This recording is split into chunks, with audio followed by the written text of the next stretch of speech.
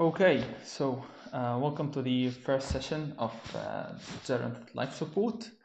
I'll be your host in this session. My name is Karim Hamdi. I am a software developer at Zerynth. So first of all, what is Zerynth Life Support Sessions?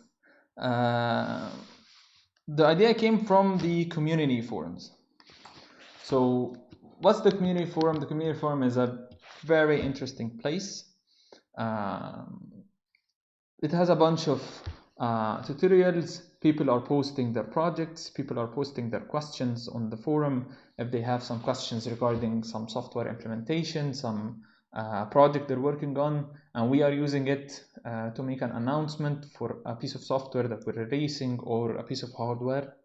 So the community forum is basically what the common place that all developers of Zerynth ecosystem uses to communicate with each other. On the Zerynth community forums, there are a bunch of questions that we thought that needs a little bit more interactive answering. So for example, there are questions that revolve around how do I register a device? Why do I need to register a device? How do I develop a hybrid Python and C embedded project? What is the pin map of each device that I'm developing on, etc. All of these stuff.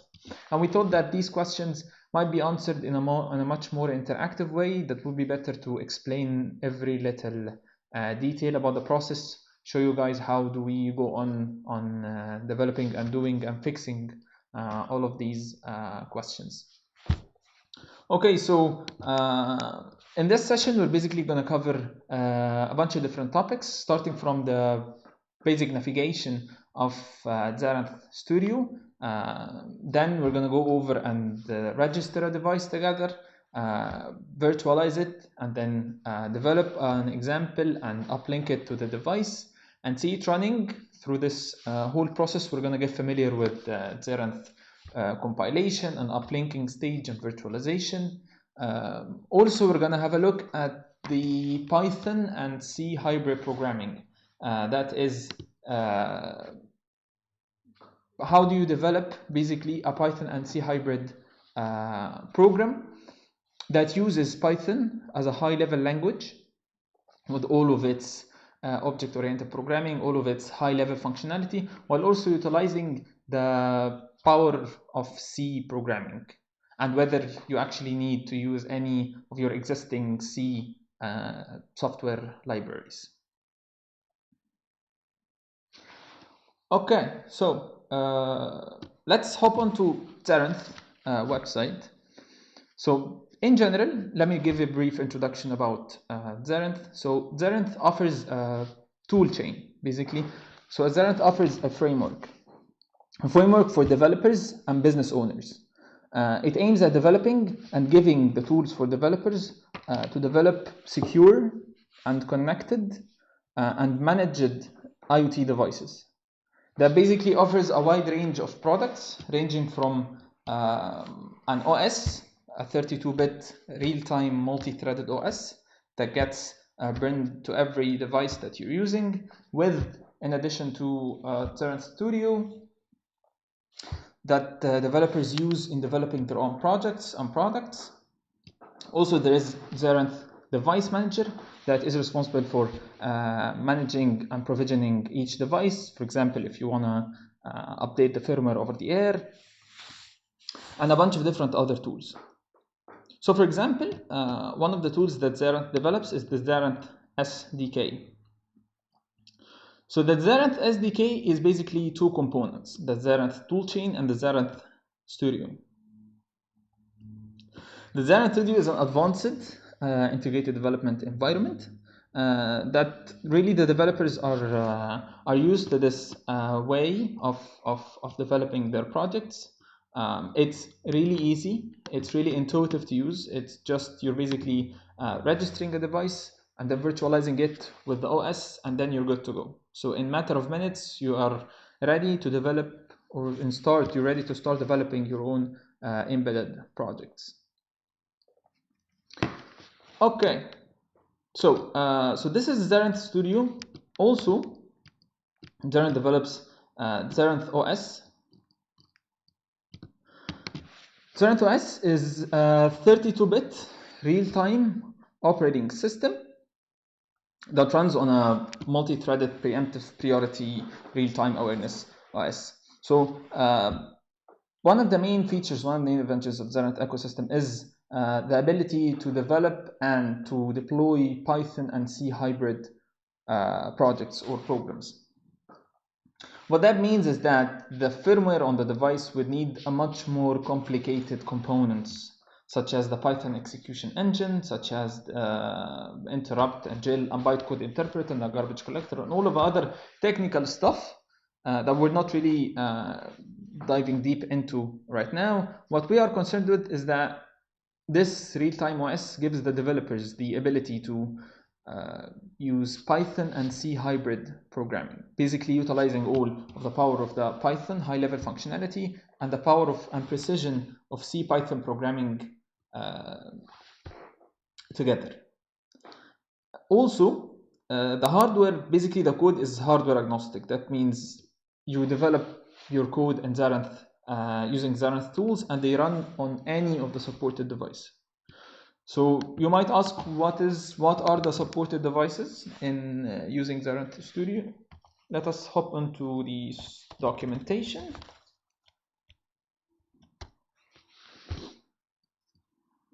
So this is the documentation of Zerynth. This documentation basically offers a wide range of topics that really takes it from the beginning, such as the installation guide, for example, that the installation guide, how do you install Zerynth Studio? How do you install Zerynth Studio? How do you use it? How do you register an account? And then getting started with your first board.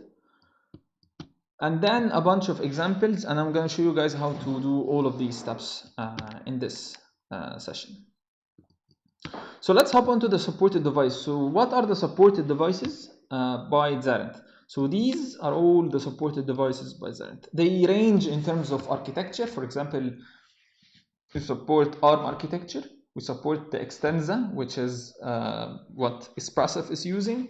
We support a bunch of different architectures and a bunch of different boards, ranging from, for example, the explained Pro, SAM, Atmel or microchip devices, the ST Nucleo devices, Nordic devices, Nordic development boards, ESP32 based boards, ESP8266 based boards, a bunch of different boards, even Arduino 32-bit boards. If you're interested in some device, for example, if you're interested in some sort of ESP32 based board, for example, the Doit ESP32 development kit, in its specific page, you're gonna find every piece of information you're gonna need during your development. For example, you're gonna find the pin mapping, and I'm gonna show you how to find the pin map inside Zerynth Studio. You're going to find the flash layout, that is the internal flash, where is your compiled code, your bytecode is being burned in the device. If you want to use the internal flash to store a bunch of information, where do you access this information, and all of the information regarding the memory mapping of the device. And then you're going to find a device summary. So a device summary is basically stating all of the information needed during your development. Your operation voltage, your digital input output pins, analog pins, how many UART instances are available, how many SPI instances are available, flash memory, SRAM, and clock speed, and then if there are any radio capabilities, for example, Wi-Fi, for example, Bluetooth to energy, etc. And then there is a section which is a really important section. This is the section of connection and registration and virtualization and programming of the device. So from the point you buy a product, let's say this piece of hardware that we're talking about, this is the Doit ESP32 that I've opened. This section basically states whatever software drivers you might want to add or you might want to use, how do you connect and register the device for different platforms.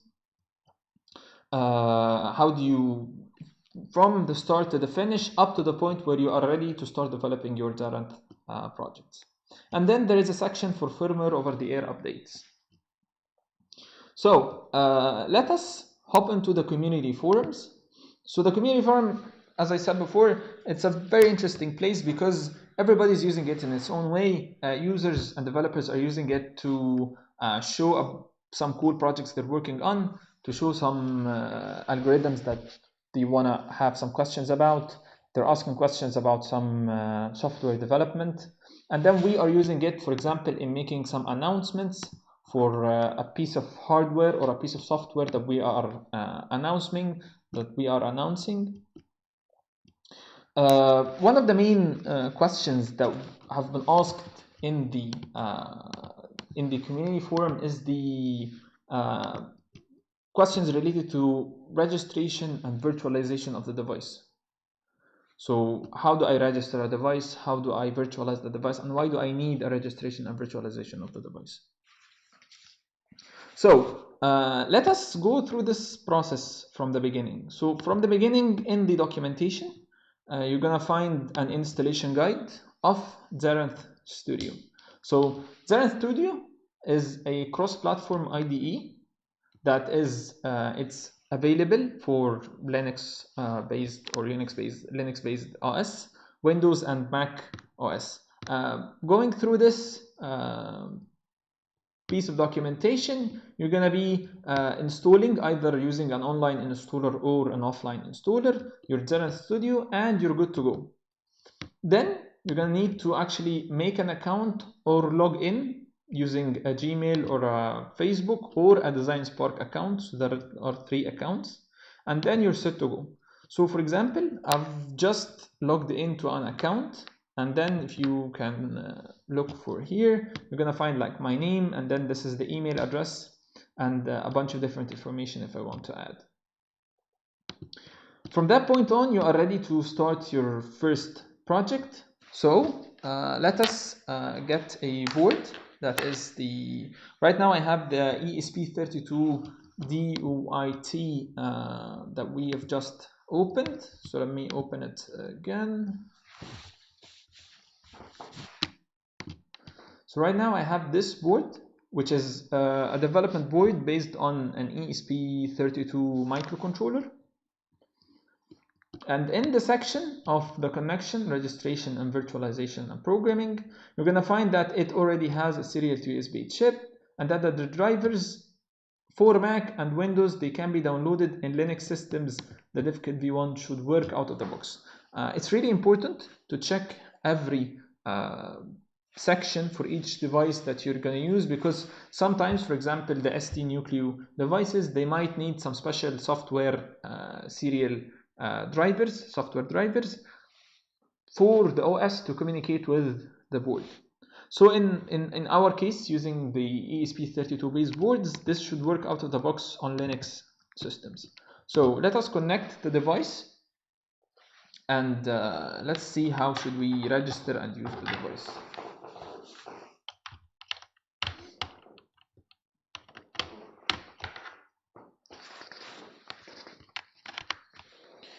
Okay, so the device is now connected, and as you can see in the device toolbar, so actually it has detected that this is a physical device. This is the DOIT ESP32 DivKit V1, and the first step is to actually register the device. So I've actually registered the device before, but let us register again. So what is the registration of the device? The registration of the device is basically making some sort of a unique identifier for the board and linking it with your account. So basically we're linking this board, that is this piece of ESP32 baseboard, making a unique identifier with some sort of a string, some sort of a name for it, and then linking it to my account and burning a very minimal piece of firmware that will basically like this is burning the piece of firmware that I'm talking about, that will facilitate the burning of the virtual machine that we're going to make. So in very simple terms, the registration is basically making a unique identifier and making a really basic piece of firmware for this specific board. Then we need to create a virtual machine. So at that point, we have a bunch of options for creating virtual machines that are pieces of firmware for the device. So for example, we can make a standard VM that runs on RTOS 8.2.0, or we can make a Bluetooth Low Energy VM. That means it has all of the features of the standard VM in addition to the use of Bluetooth Low Energy radio capabilities. Or we can make a BLE with FOTA, with firmware over the air updates, or firmware over the air with secure firmware, or just FOTA, or just secure firmware over the air, or just secure firmware enabled. So basically you pick whichever configuration you might like in terms of the VM, and then you hit create. So basically I'm creating a Bluetooth Low Energy VM, and then I'm hitting create, and then it is actually in the log, it says that it's creating the VM for the device string. So it might take some time because it's creating a VM and burning it to the microcontroller. And this is the last step in setting up the device. So the device is being set up basically in this way. So we made the VM, now we just have to virtualize this VM. Okay, now the device is being virtualized, because I've passed this point 2 minutes ago. And let me show you, while it's being virtualized, let me show you the basic structure of the examples of Zerynth documentation. So the documentation is basically, you can probably search for whatever you like. For example, you can search for Wi-Fi or ESP32 Wi-Fi. And then you can find, for example, this is the Python module for the ESP32 Wi-Fi, and then you can find the examples for it. Still burning the virtualization. For example, if you want to navigate in the documentation and look for a Wi-Fi example using the ESP32-bit, we might try that one right now. Or you can look at the basic examples. The basic examples involve using GPIO, using serial communication, using multi-threaded design, interrupts, queues, PWM, and then there is the HTTP requests, there is even SSL, there is watchdogs, and there are a bunch of things related to the VM, for example, a VM hard fault, a VM reset. So back into Zerynth Studio, the device has been virtualized. Now we can just uplink and compile the code. So the code is being compiled. It's searching for the device. It found the device, and then it's erasing the flash and uplinking the code. So before I show you the output, the code is very simple. It prints hello world example, and then it waits for a second, and then prints another hello world, and this basically does this in a while loop. So let me open the console. This is the serial console. It's, as you can see, it's very easy to use. All of the settings has been made for you, so you don't have to worry about the settings for the serial communication. You just see the output. And this is the main philosophy behind Zerynth tools, is that it is minimal, it is very easy to use, it's efficient. It aims at making the time to market probably it's the least that you can have in terms of developing an IoT project. So this is the serial console. So the serial console is basically a serial communication between the device and the laptop. And as you can see, it prints hello Zerynth each second. Now there are a bunch of tabs here that I want to show you. This is the register and create and virtualize a VM.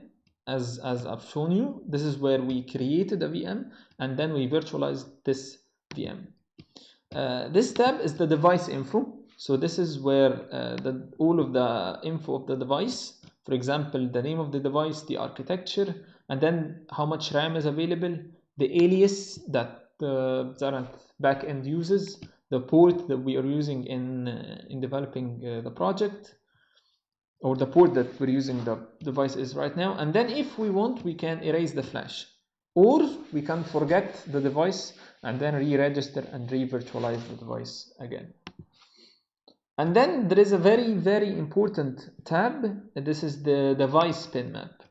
So the device pin map is basically the pin map of the device, simplified, very, very simple approach to the pin map. You don't have to look for data sheets, you don't have to look for tutorials, you don't have to ask whether this pin is supports SPI or not, whether this pin is supports another function such as the I2C or the serial or not.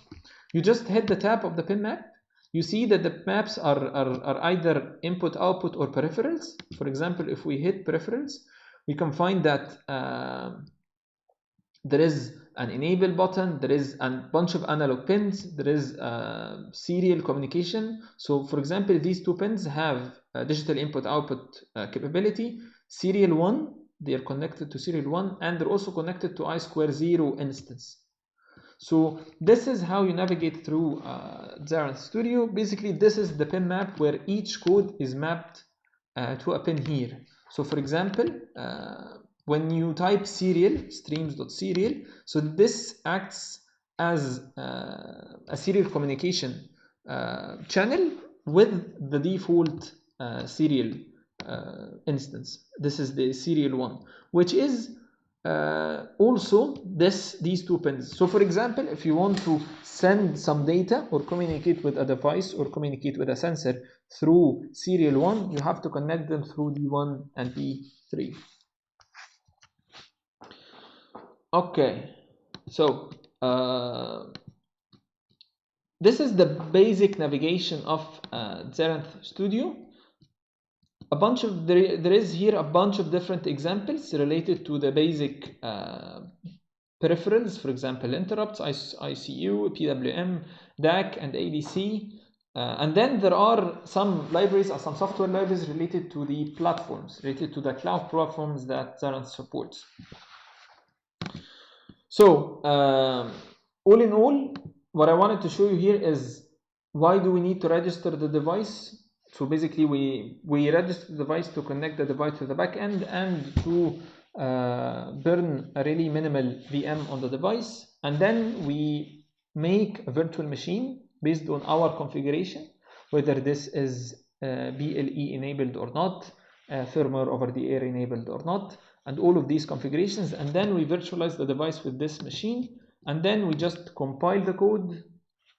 And then, like, the code is being compiled here, compilation is okay, and then we can uplink the code, and that's it. So for example, if I want to show you, it's searching for the device, it found the device, handshaking, erasing the flash, and then the code is being compiled.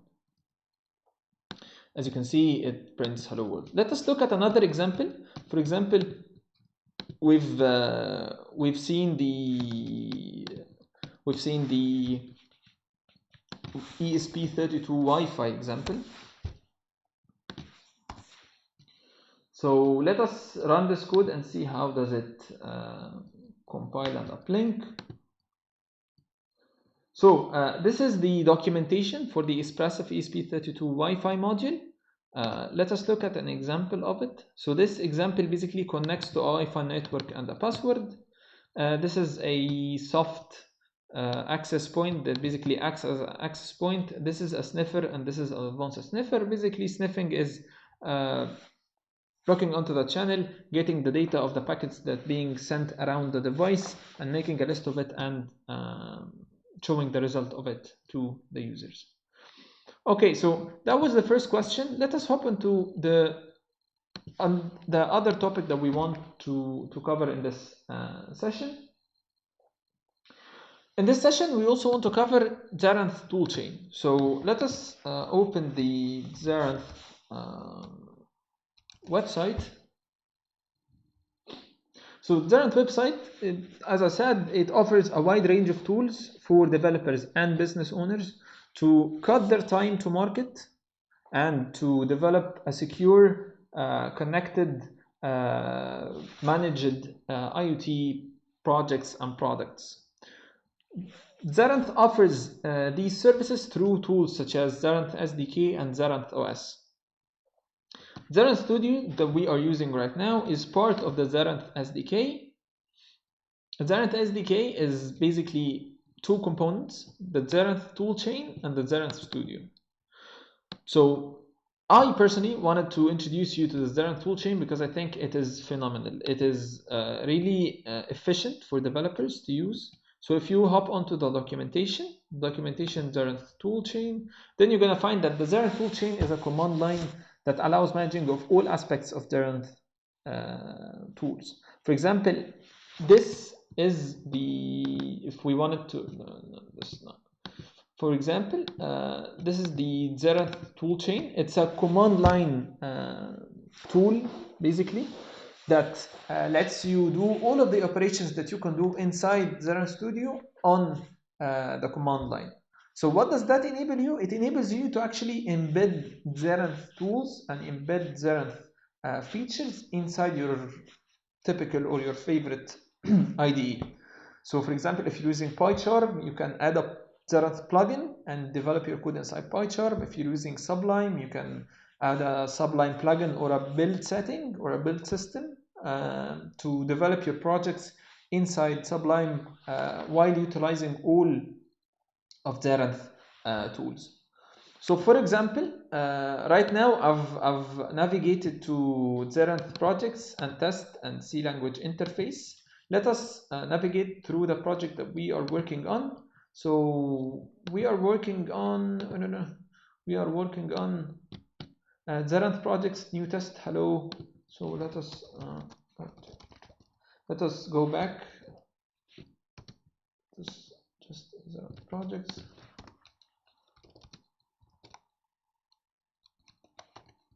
Okay, now we want to navigate to Zerynth projects, new test, and hello Zerynth, new test, and hello Zerynth.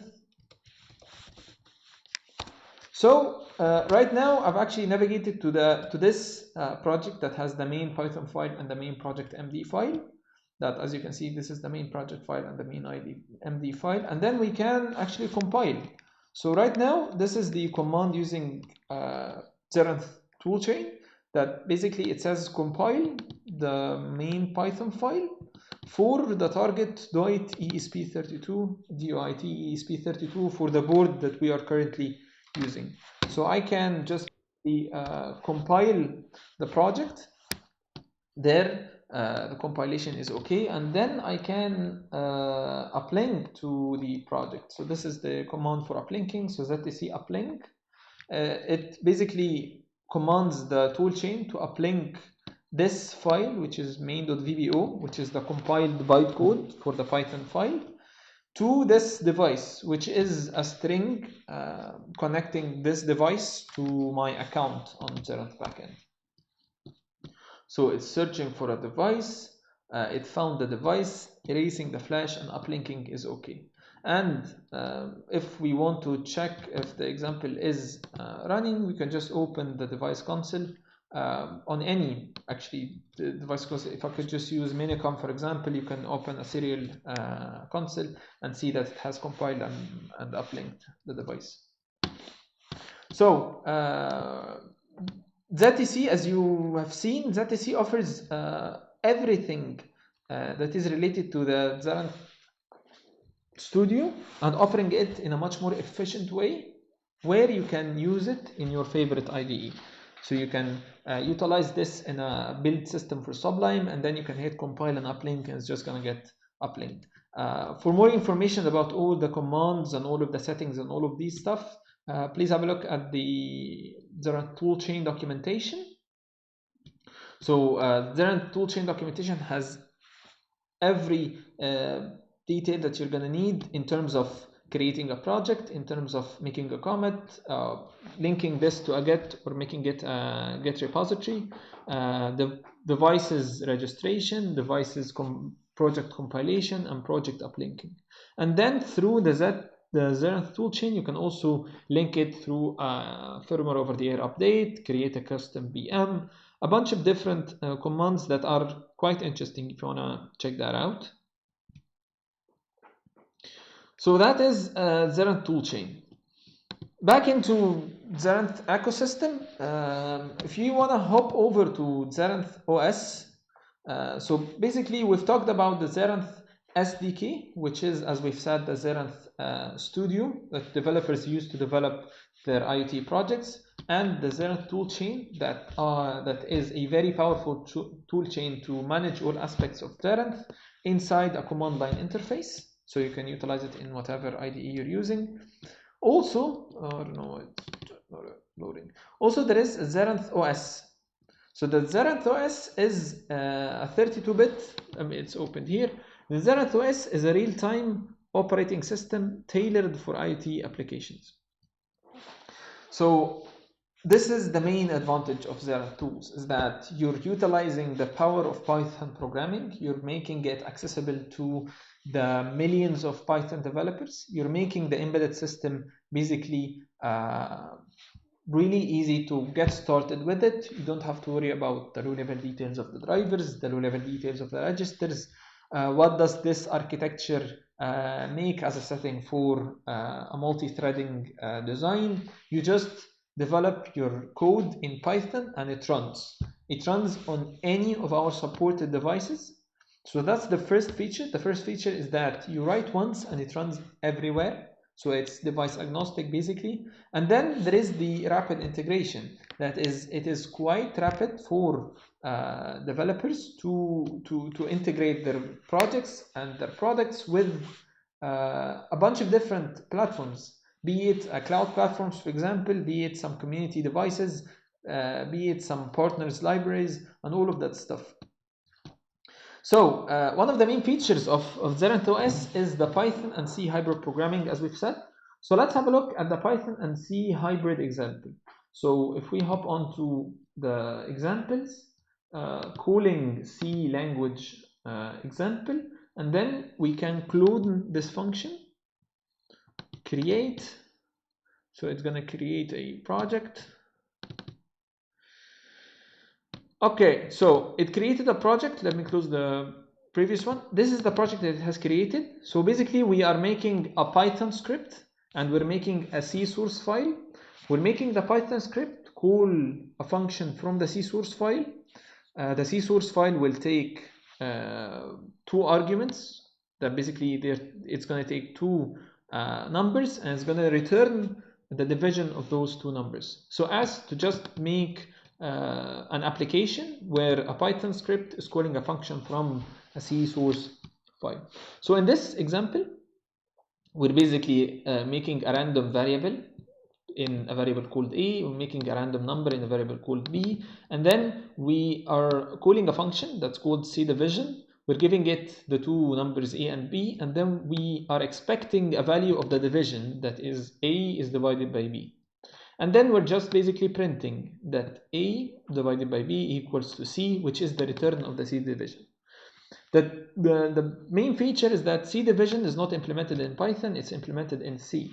So if we just compile and uplink the code, so the code is being compiled,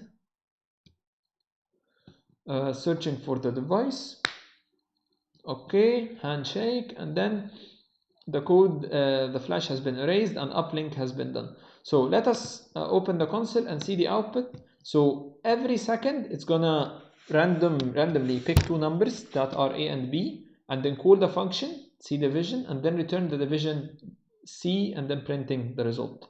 So for example, this second there is 74 by 1, 30 by 6, 42 by 8, and then there is a zero division because it randomized between 0 and 100, so it got division by 0, so it says zero division error and it continues to flow. So let us have a look at how this is implemented inside Zerynth Studio. So basically we are initializing that there is a C source file called cdiv inside the projects folder. So inside the same folder that main.py exists, there is also cdiv source file. My C function is basically a function that we are calling whenever we call C division. So basically when we call C division, we're sending it parameter A and parameter B. These parameters are being sent to this function. So when I call C division, I'm actually calling my C function inside C division source, C source file. So let us hop onto my cdiv.c, which is this file.